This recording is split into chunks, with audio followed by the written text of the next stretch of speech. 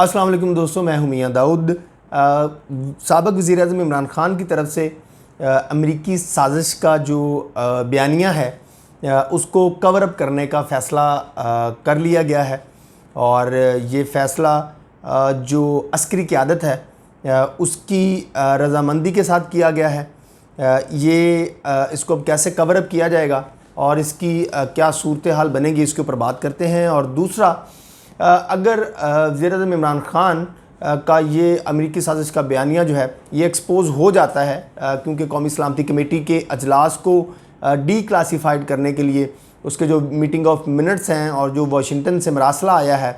उसको पब्लिक करने के लिए अब अस्करी क़यादत ने ख़ुद जो है वो हामी भर ली है और ये आजकल में पब्लिक हो जाएगा। तो उसके बाद भी अगर वज़ीर-ए-आज़म इमरान ख़ान और तहरीक इंसाफ के वर्कर ये बात तस्लीम नहीं करते कि उनकी हुकूमत जो है वो उनकी नालायकी की वजह से, उनकी बैड गवर्नेंस की वजह से, उनकी चोरी की वजह से, उसकी मिसमैनेजमेंट की वजह से नहीं गई बल्कि अमरीकी साजिश की ही वजह से गई है, तो उसके बाद फिर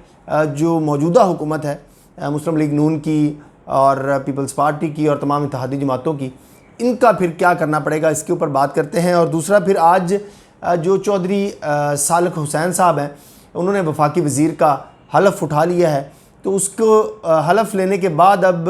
जो मुस्लिम लीग पे है, यानी कि मुस्लिम लीग परवेज़ इलाही जो है उसमें कितने बंदे बच गए हैं और अब मुस्लिम लीग परवेज़ इलाही जो है उसकी क्या सियासी इज़्ज़त जो है वो मुआशरे में रह जाएगी, इस सारी सूरत हाल के ऊपर बात करते हैं। सबसे पहले,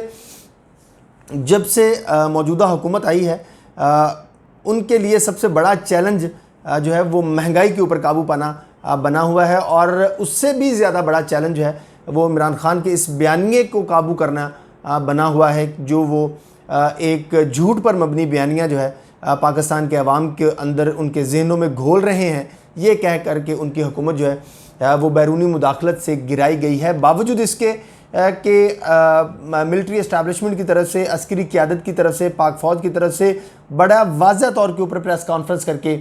इस बात की निशानदेही कर दी गई कि किसी किस्म की कोई साजिश जो है वो नहीं हुई। और जिस तरह की लैंग्वेज जो है अमेरिका से की गई थी वो एक मामूल की लैंग्वेज थी, गो कि वो मुदाखलत उसको कहा जा सकता है।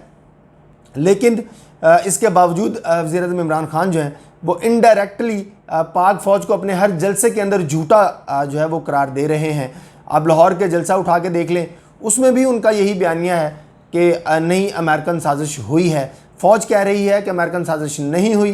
जबकि इमरान ख़ान कह रहे हैं कि अमेरिकन साजिश हुई है। और हकीकत क्या है वो फवाद चौधरी ने अपने इंटरव्यू में बता दी। उन्होंने कह दिया कि एस्टेब्लिशमेंट से अगर हमारे ताल्लुकात दुरुस्त होते तो ये आज हम हुकूमत में होते। तो इसका मतलब ये हुआ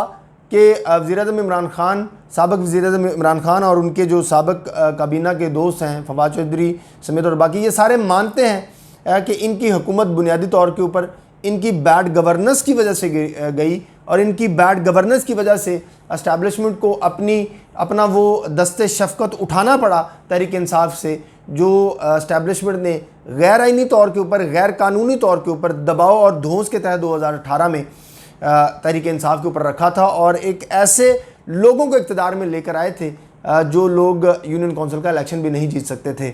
अब हकीकत तो ये है, लेकिन जो तहरीक इंसाफ है यानी कि इमरान ख़ान साहब हैं वो पब्लिकली आवाम को जो है वो गुमराह कर रहे हैं कि उनकी अमेरिकन साजिश हुई है। तो मौजूदा हुकूमत जो है यानी कि शहबाज शरीफ साहब की जो कैबिनेट है उनके लिए सबसे बड़ा जो चैलेंज है वो इस झूठे नैरेटिव के ऊपर काबू पाना है, क्योंकि जिस तरह के फॉलोअर्स तहरीक इंसाफ के पास हैं ये बिल्कुल ट्रंप की तरह के फॉलोअर्स हैं जिन्होंने पार्लियामेंट के ऊपर नंगे होकर जो है वो हमला कर दिया था। तो इनसे आप कोई भी तवक्को कर सकते हैं कि ये पाकिस्तान को तबाह बर्बाद करने के लिए तहरीक इंसाफ के कारकुनान जो हैं ये कोई भी कदम उठाने के लिए तैयार हैं। जैसे कि आजकल आप देख रहे हैं कि सदर आरफ अलवी जो हैं, जब भी उनको हलफ लेने की बारी आती है तो उनको कोई ना कोई बीमारी लाहक हो जाती है। वैसे तो ये बीमारी ही थे, लेकिन अब अलानिया इनको बीमारी लाहक हो जाती है। पंजाब के अंदर गवर्नर को बीमारी लाहक हुई है और बीमारी हटदर्मी और बेशर्मी की लाहक हुई है। तो इन लोगों को मुसल्लत किया गया था। अब ये सारे अपनी नालायकी और नाकामी की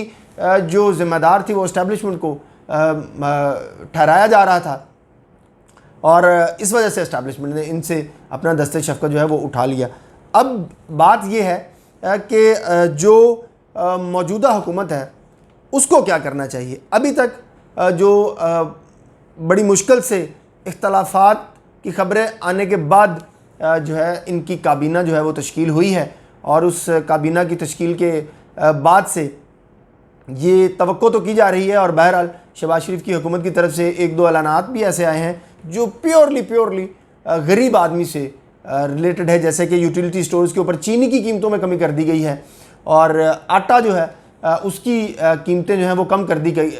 दी गई हैं। ये बहुत खुशाइंद है क्योंकि जो गरीब आदमी है उसको अपनी रोटी रोज़ी, अपनी दिहाड़ी मजदूरी की फ़िक्र है, उसको इस बात से कोई फ़िक्र नहीं है कि अमेरिकन साजिश हो रही है या नहीं हो रही। गरीब के लिए मुफलसी से बड़ा कुफर कोई नहीं होता, तो उसको इस बात से क्या लेना देना जो ये मौजूदा कठपुतली सियासतदान जो हैं, तमाम सियासतदान जो हैं वो आवाम को बेवकूफ़ बनाने की कोशिश कर रहे हैं। इसलिए पहला चैलेंज जो है वो शहबाज शरीफ के लिए ये है कि अगर वो अपनी इस परफॉर्मेंस के साथ जो गरीब आदमी है, जो हकीकी वोटर है इस पाकिस्तान का,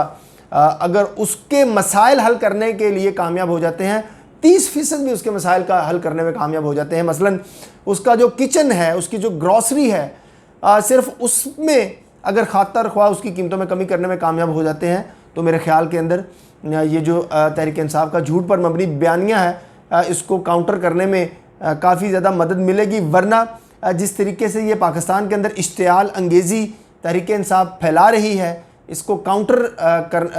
जो है वो इसी तरीके से किया जा सकता है कि आप आवाम को ज़्यादा से ज़्यादा जो है वो रिलीफ देने की कोशिश करें। ये झूठ पर मबनी बयानियाँ जो है ये खुद ब खुद जो है वो दफन हो जाएगा। लेकिन अगर आपको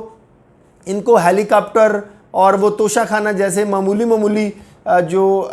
करप्शन के स्कैंडल्स हैं, हालांकि फवाद चौधरी, इसमें मैं भी इस बात को मानता हूँ कि ये कोई करप्शन नहीं है, ये आप क्या काउंटर कर रहे हैं। अगर आपने इनके स्कैंडल्स ढूंढ कर लाने हैं तो बड़े स्कैंडल्स लेके आएँ ताकि पब्लिक को पता चले कि बेसिकली इन्होंने कितनी लूटमार की है। इस तरह के छोटे स्कैंडल्स की वजह से आप तहरीक इंसाफ का बयानिया जो है ये मौजूदा हुकूमत ख़त्म नहीं कर सकेगी। दूसरी अहम बात के जो अमेरिकन साजिश के हवाले से अब अस्करी क़यादत को मजबूर होकर ये बात कदम उठाना पड़ गया है कि उन्होंने कौमी सलामती कमेटी का अजलास में कहा है कि वो अजलास बुलाया जाए और उस अजलास के अंदर जो जिस मरासले का इल्ज़ाम थोपा जा रहा है अस्करी क़यादत के ऊपर कि अस्करी क़यादत की मौजूदगी में इस बात को तस्लीम किया गया कि अमेरिकन साजिश हुई है, उसको डीक्लासीफाइड किया जाए, क्योंकि सबसे ज़्यादा पब्लिक के ऊपर जो प्रेशर आ रहा है और वो इस्टेब्लिशमेंट के ऊपर आ रहा है। पहले इनको हुकूमत में लाने का प्रेशर भी इस्टेब्लिशमेंट के ऊपर था और वो तो अलानिया था कि जिस तरीके से इस्टेब्लिशमेंट ने तहरीक इंसाफ को हुकूमत दी, और अब जो हुकूमत को गिराने का मलबा जो है वो भी तहरीक इंसाफ इस्टेब्लिशमेंट के ऊपर ही डाल रही है, और उसका जो जवाज़ बना रही है वो कत्लो गारत के ऊपर मबनी है कि अमेरिकन साजिश हुई। और कौमी सलामती कमेटी के अजलास के अंदर जिसमें आर्मी चीफ शामिल थे, DGISI शामिल थे, तमाम फोर्सेस के चीफ शामिल थे, वो मौजूद थे, उनकी मौजूदगी में ये बात तय हुई और उन्होंने इस बात को तस्लीम किया कि ये अमेरिकन साजिश हुई है। इसलिए अस्करी क़यादत को अपनी पोजीशन क्लियर करने के लिए ये मुतालबा करना पड़ा है, और ये बहुत अहम था कि जो कौमी सलामती ये ख़त की जो भी तहकीकात हैं जिस भी लेवल की हैं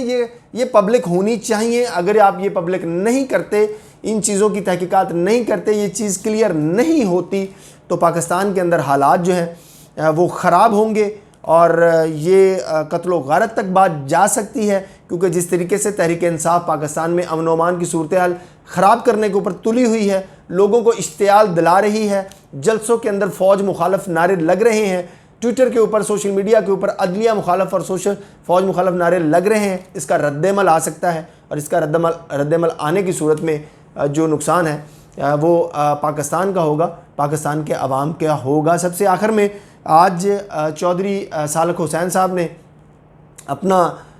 हलफ जो है वफाकी वज़ीर का वो उठा लिया है, जिसके बाद ये बात बिल्कुल वाज़िया हो गई है कि जो चौधरी बरदरान पाकिस्तान के अंदर, पंजाब के अंदर वज़ादारी की सियासत करते थे, वो उनके अंदर बहुत ज़्यादा दरार जो है वो पैदा हो गई है। और चौधरी सालक हुसैन ने बुनियादी तौर के ऊपर ये हल्फ उठाकर चौधरी परवेज़ लाई के वो तमाम जराइम पेशा इक़दामात जो गुज़श्ता चंद दिनों में उन्होंने पंजाब असम्बली के अंदर किए और करवाए तहरीक इंसाफ के साथ मिलकर,